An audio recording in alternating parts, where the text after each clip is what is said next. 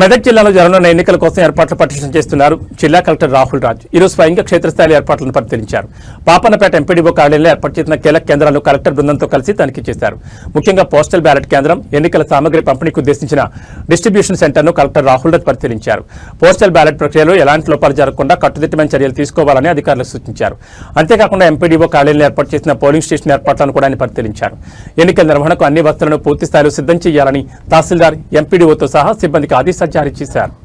Especially Medak జిల్లా ప్రజలకు మనము ఫేజ్ 1 పోలింగ్ స్టేషన్ ఫేజ్ 1కి సంబంధించిన గ్రామ పంచాయతీ ఎన్నికల్లో ఆల్రెడీ నామినేషన్స్ ప్రక్రియ మొత్తం పూర్తి చేసుకొని ప్రజెంట్గా ఇప్పుడు క్యాంపెయినింగ్ నడుస్తూ ఉంది.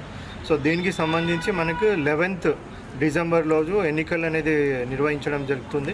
మరి 11th డిసెంబర్ అంటే పోలింగ్ స్టాఫ్ అందరు కూడా 10th డిసెంబర్ రోజే మన డిస్ట్రిబ్యూషన్ రిసెప్షన్ సెంటర్కి రావడం జరుగుతుంది. ఇక్కడ జెడ్పీహెచ్ఎస్ పాపన్నపేటలో మనము ఈ మండలికి సంబంధించిన డిస్ట్రిబ్యూషన్ అండ్ రిసెప్షన్ సెంటర్ పెట్టడం జరిగింది. సో అది కూడా పరిశీలించడం జరిగింది. ఇక్కడ ఏర్పాట్లు అన్నీ కూడా చాలా మంచిగా చేయడం జరుగుతూ ఉంది. సో అదేవిధంగా మన ఈ ఫస్ట్ ఫేజ్లో 6 మండలాలకు సంబంధించిన గ్రామ పంచాయతీ సర్పంచ్లు ప్లస్ వార్డు మెంబర్ల ఎన్నిక కోసము మనకి ఇంతకుముందు 14 గ్రామ పంచాయతీలలో ఫస్ట్ ఫేజ్లో మనకి టోటల్గా బాడీ మొత్తం యునానిమస్ అయితే